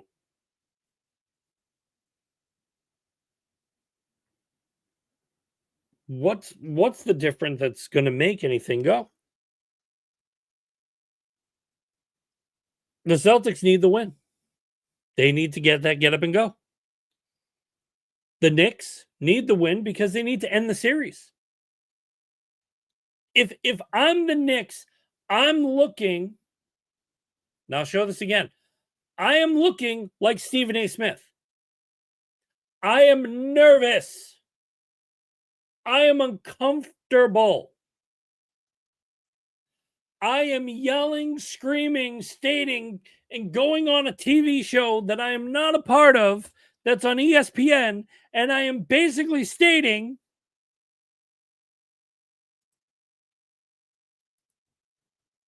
Game 7 in Boston. They got to close it. They got to close it. They got to close it. 7 in Boston. They not be a Game 7 in Boston. There not be a Game 7 in Boston.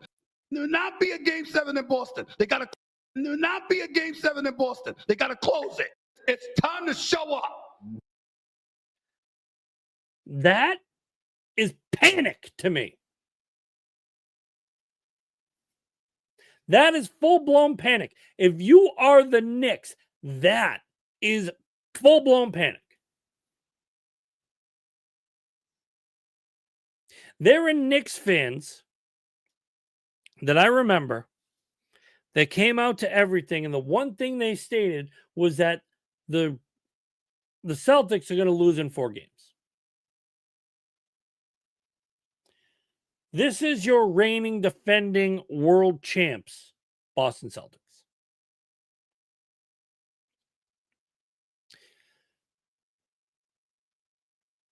That part of Stephen A. Smith is probably where a lot of Knicks fans are going right now. Those same fans,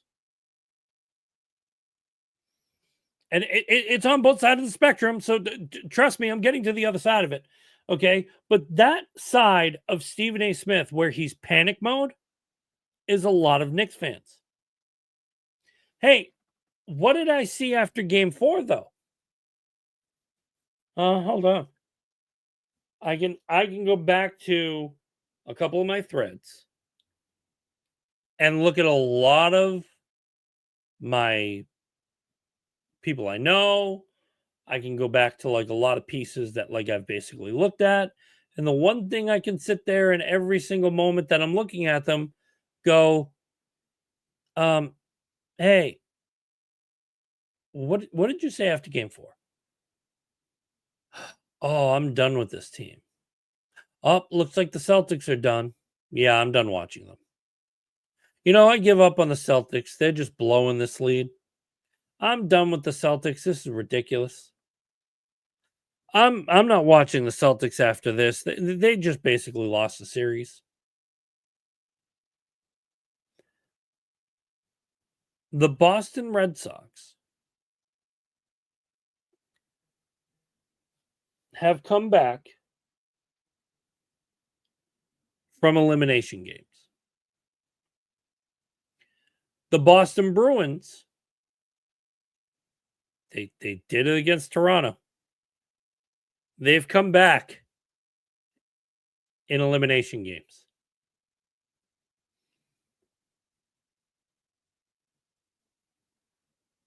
Don't tell me that this isn't Boston. Because the one thing I've always known as a Celtics fan, as a Bruins fan, as a Patriots fan, as a Red Sox, like anybody in Boston, Bruins, Celtics, Red Sox, Patriots. Okay, the top 4. When the final game is done, and if you got a best of 4 series, the minute the 4th game is won, I accept defeat. People constantly, and it's the same type of people. We need a championship or bust. Okay, I won't accept anything unless it's a championship. Not everything's going to well up in a championship. Not everybody's going to be great. Not everybody's going to have their final moment. Not everybody's going to be that wondrous wonder bar that brings you to the greatness that is a championship. It's not going to happen. Okay? There are other teams that will be better.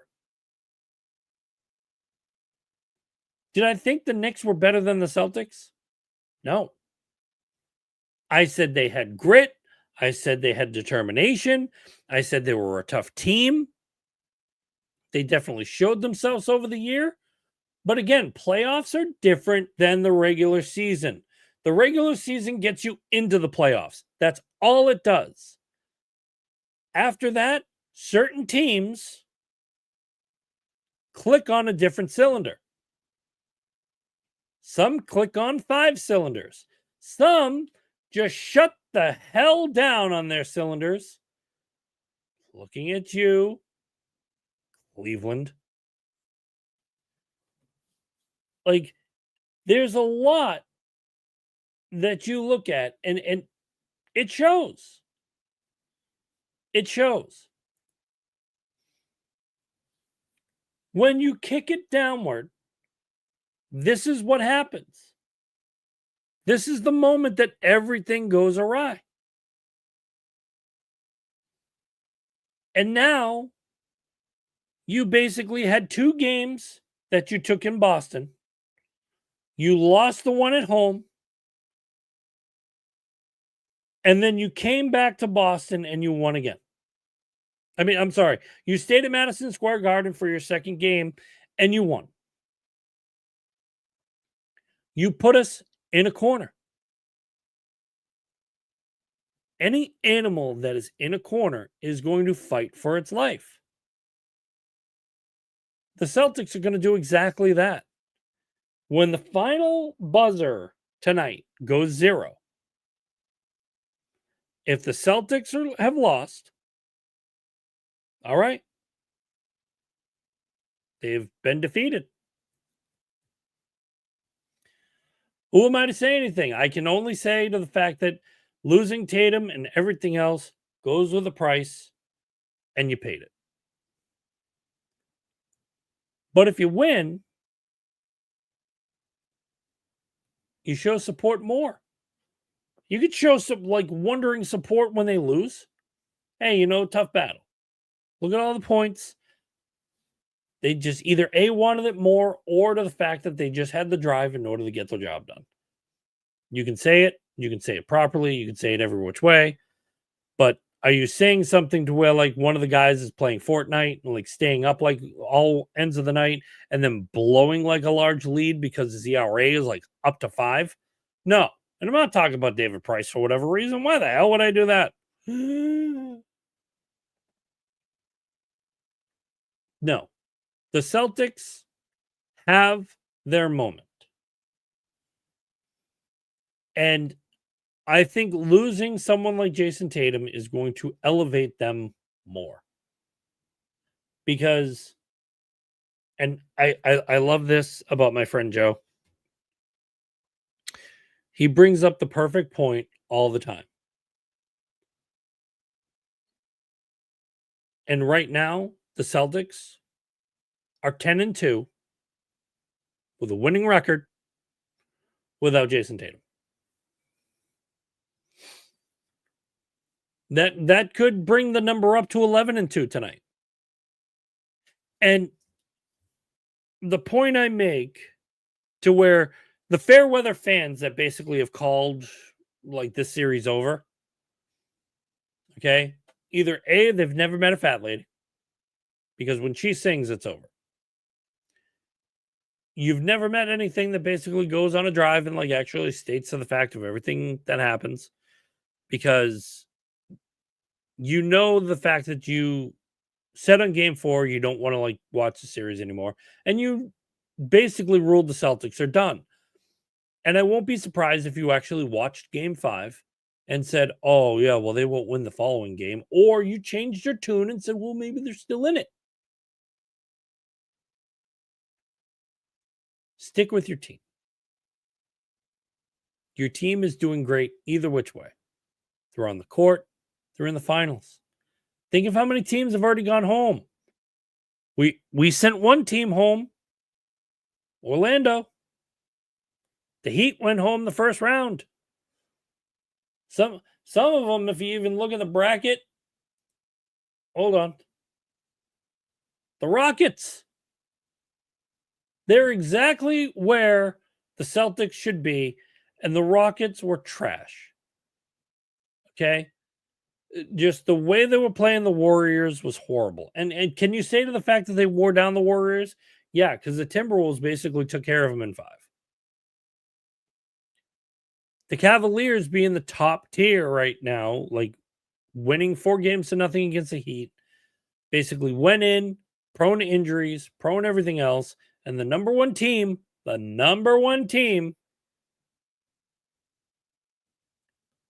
got knocked out by a number 14. Now, if I flip the switch, looking at the Western Conference, okay, the number one team versus the number 8 team, the number one team basically dominated 4-0.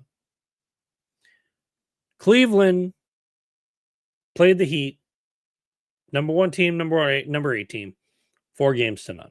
Okay, that's matched. Indiana won the series 4-1 playing Cleveland because Cleveland just didn't hold themselves. The Thunder are holding on because they're playing the 4 seed team.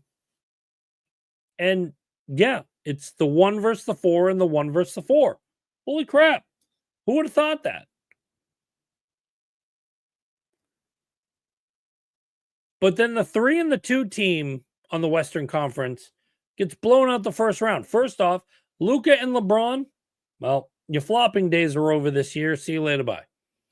The Rockets, your hard fouls, your everything else, you're playing like trash garbage. Well, the Warriors took care of you, moved right along. Now the Timberwolves are showing to the fact that they're hungry. I'm loving the play of Minnesota. I'm loving watching the Timberwolves grind as they're going. When they knock out the Warriors and they're reaching the Western Conference Finals and Anthony Edwards is at the center of the attention, oh, bring it in. Show it live. Because I'm all for the Timberwolves. But right now, if I flip the switch, that was the 6th and 7th team. The 3 and the 2 team on our side is still grinding it out. They're still showing to the fact that there's life in that series. I'm hoping that this thing goes to Game 7. And I personally have a strong feeling because if I'm looking at this bracket and this bracket is telling me something, Indiana wins series 4-1. Minnesota wins the series 4-1. Thunder Nuggets are looking at a 3-3 Game 7. Can somebody finish off what I'm saying here? Because there's a pattern.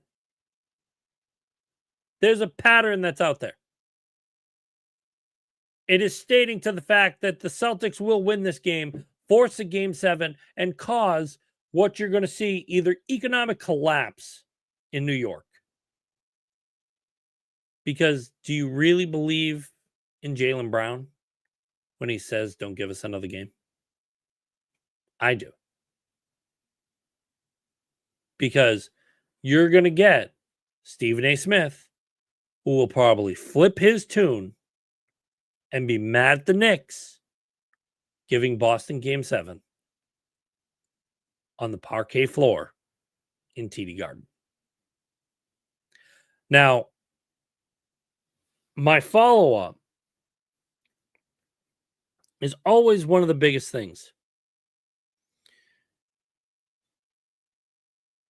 If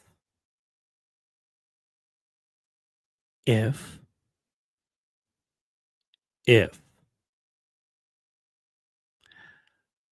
trying not to make a too big of an if. Could be like Whitney Houston. If. But there's an if. If the Celtics pull this off, And I'm talking about they beat the Knicks. They win game 6. They go into the Garden. I'm talking Madison. And they beat the Knicks. And then they go into back home to the Garden and take the Knicks out. How do you feel about the Celtics versus the Pacers?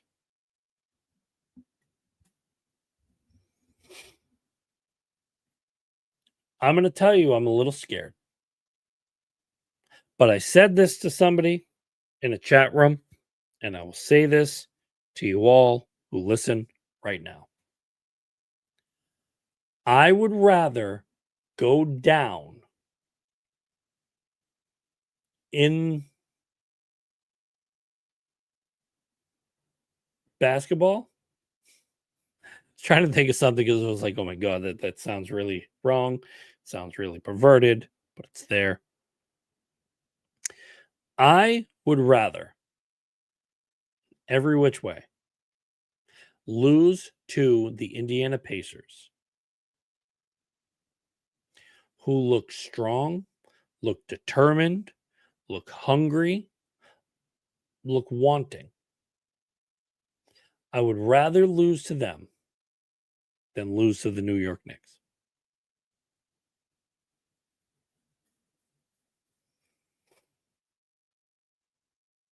It just means you get another series of basketball for Boston.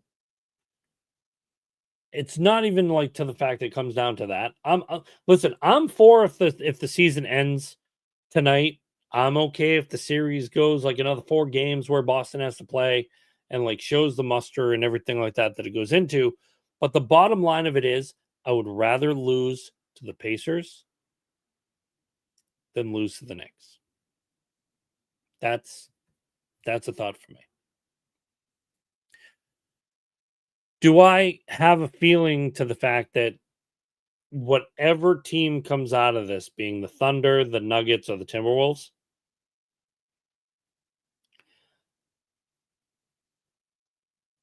I love the Timberwolves' chances.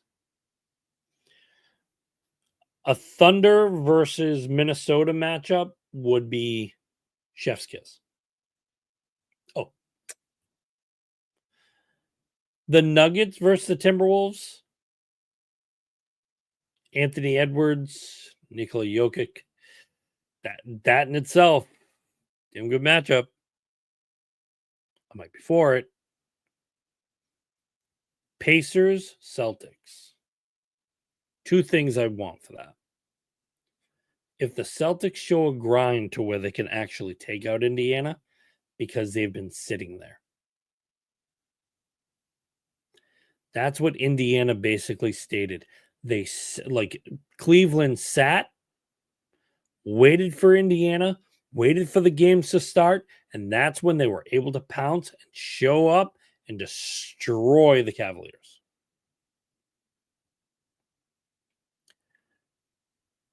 If the Knicks lose to the Celtics and you go into Indiana, do you have a shot? Maybe not. You don't have Jason Tatum. But the number 2 team would have beaten the number 3 team to take on the number 4 team. Is it possible to beat the Pacers? Yes. Did I also mention the fact that the playoffs are a different animal and they show up? Yeah.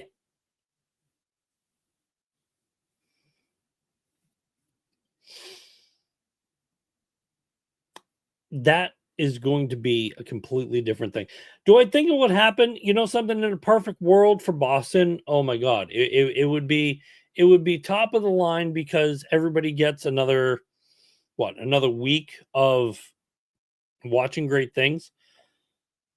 The one part I hate, and I've stated it, you got to deal with probably Reggie Miller again. I'm out on Reggie Miller. Okay, I don't want to hear Reggie Miller anymore. I don't want his takes. I don't want his antics. He's becoming almost as bad as Kendrick Perkins when he sits there and talks about the game. Okay. Reggie Miller, great ball player, great thing. Analyst, dude, you blow. Okay. Reggie Miller, you suck. And I know a lot of people that will look at me, oh, well, Doris Burke is this. I was like, no, Doris knows ball.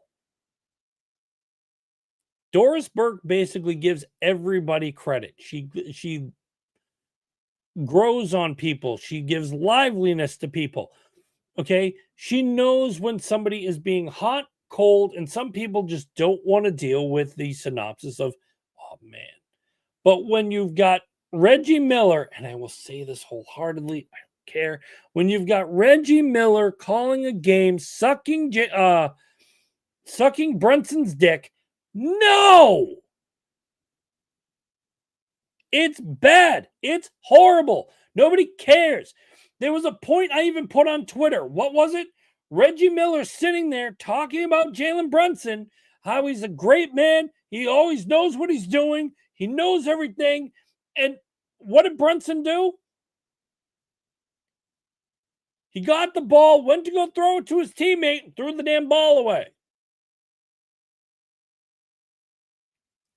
Don't talk crap if you don't want the outcome. Reggie Miller has been on his nutsack, okay, praising Brunson like crazy. And you can see some of the guys, even in the Knicks, the reason why I'm okay with losing to the Pacers is because they're an actual ball team. When you see Brunson, when you see Hart, and they throw their head back when someone's taking a shot, okay, Jalen Brunson tried to get a foul on Derek White. Okay, stating to the fact he threw his head back because, yes, his elbow went into his face. Wait a minute. Why did that happen? Would Derek White have been taking a shot and driving to the lane? Yes. Did you put your face towards his chest?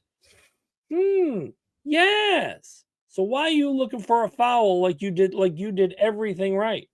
No, motherfucker, you did everything wrong. His sixth foul, he reached in, okay, and tried to get by his own guy and get into where Jaylen Brown was in order to continue defending Brown. And what happened? He caused an issue, giving more contact to Brown, losing the ball, causing a foul. And he played it like he didn't do anything wrong. And the refs had to go review it. So when I stated oh, hey, look, the king of the fourth is actually fouled out, I got the post ready. I've got it like all set on the phone. It's set and ready to go. And I'm sitting there like, okay, I'm going to wait until they come back from commercial so this way I can know. And then they come back from commercial. Here's how bad everybody was.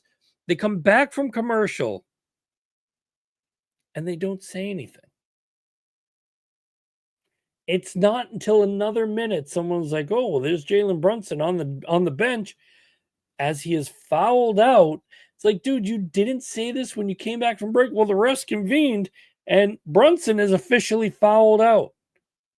That should have been the first get-go you should have called. I don't call games for a living, and I even know that. That's like the joke during what's the movie? Greedy with Michael J. Fox and Kirk Douglas.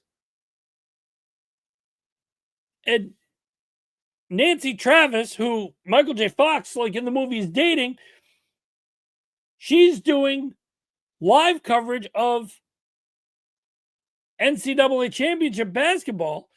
And the producer she's working for, hey, let's cut to a guy in the painted face. And they cut to it. And Michael J. Fox in there like, you just missed a shot. Why? Because someone's taking a free throw and they're on some dude's face. They're not watching the free throw as it's done. They're watching a fan. And he goes, you know what I hate? When they cut to like somebody, he says it early in the movie. You know what I hate about like, guys who call sporting events? They cut to somebody and you miss a shot. You miss what's going on. This happened in this game. You didn't tell us about Brunson fouling out. You came back and you continued talking about like everything and you showed the court and it's like, oh yeah, by the way, Jalen Brunson fouled out. Where were you, TNT?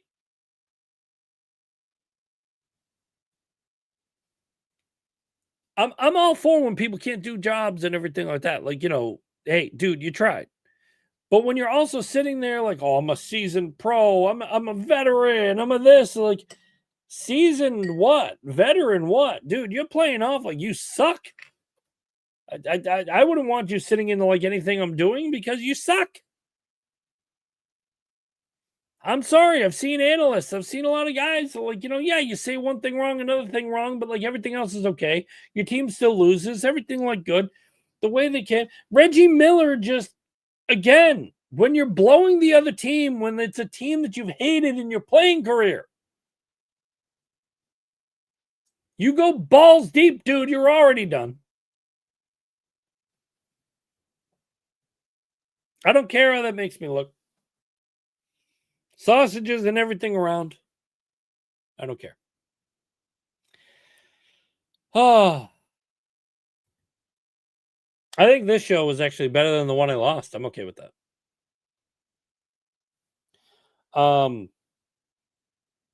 We'll give you something for like a really cool food for thought. And it actually is food. So, would you grab these or pass on these? Okay, this is a thought for you to like guys to leave with. Sprite has a new invention. It's called Sprite Tea. It's got a zero sugar. It's got a regular sugar. It's supposed to be Sprite with some tea in it, or it's just a version of tea that Sprite does.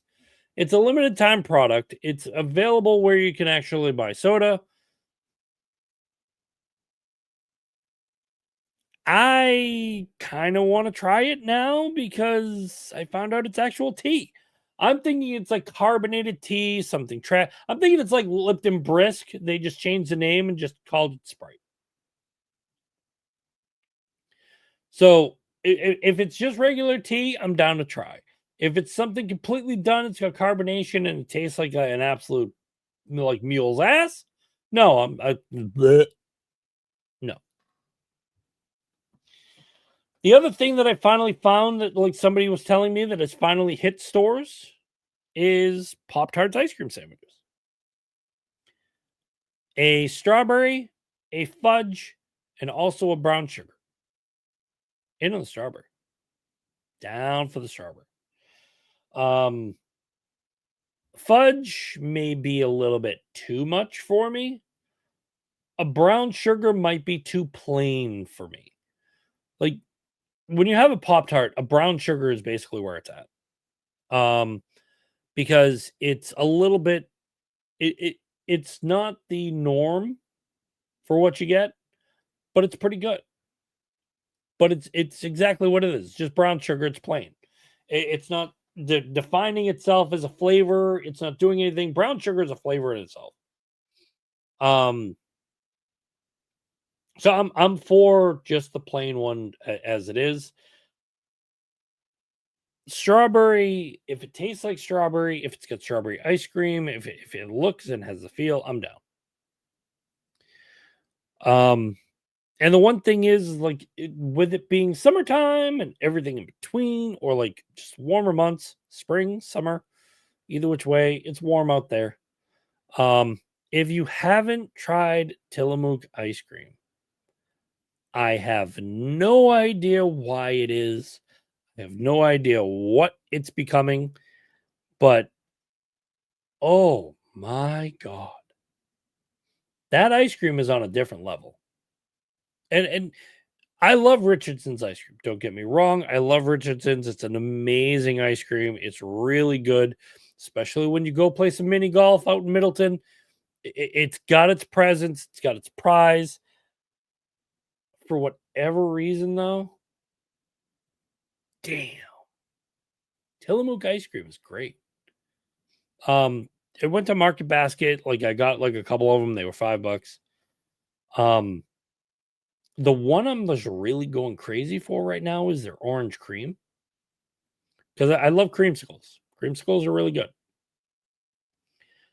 And then the other one they have is like a Oregon cherry. It's black cherry too. Dynamite for what it is. The disappointing one though, and I'm a big apple guy. Love apples. And when you show like an apple crisp, I'm like really even excited. It's got some oats. It's gonna have like some of the brown sugar, cinnamon, like it's got the flavoring mixed in, but it's got apples. And I'm like, oh man, like how can you go wrong with this? It's gonna be really good. It's a staple for anything. You scoop it up, you put it right next to a perfect piece of apple crisp, you're sold. I don't know if they kind of got some ingredients, but it was kind of mid, maybe even lower than mid. It just didn't have the same panache as like the other ones did. You got like a little bit of oat, you got a little bit of side stuff with like the actual apples. It was like, oh, nope, can't do this. So there's your homework. Go try some Tillamook ice cream. Go out and see the Pop Tarts because they're out there.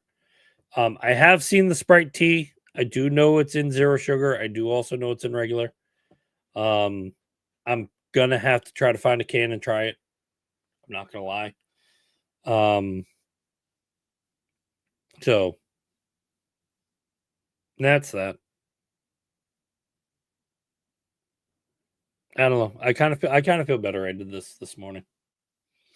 I'm not gonna be able to do them in the morning next week, but we'll see what happens. Maybe I'll do like a replay of like something, but I'll figure it out. All right. That will actually wrap me up.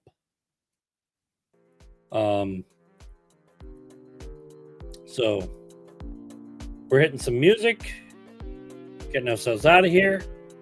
It is Friday. Go enjoy the Celtics.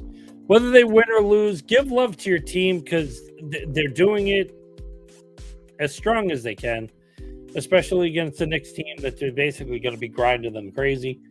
Hopefully Missoula and company have like what needs to and everything goes. Please also enjoy the crochet sale that is going on at Fenway Park today. It'll be on at 7:10. You can get some fun. No, wait, that's a baseball game. It's not crochet. Although with crochet, has anybody really seen the fact that like they actually have a woman that is in the stands that will crochet during the games that Garrett Crochet is pitching? If you've seen it, great. She does some awesome work. So just looking at that, superb. But for today and this Friday, I am Topher. This is Boston Concessions. We've kicked on our absolute morning drive. For no reason. We will be back Sunday night, midnight, possibly earlier. And we'll bring over whatever the Celtics did tonight. We'll bring that energy there. And then get ready for Monday if we need to. Welcoming the Celtics back. Or just calling it a season. Tonight will tell with the magic ball. To everybody out there, thank you for joining. Thank you for being here. Thank you for the dealing with the delay. And hopefully anybody wanting to see or listen on Spotify or YouTube or anything like that, you'll have the replay coming at you. Again, I'm Topher. This is Boston Concessions. Please enjoy the remainder of your day. Enjoy the weekend. And let's hope for some wins. We'll talk to you guys soon. Have a absolute great one. Bye, all.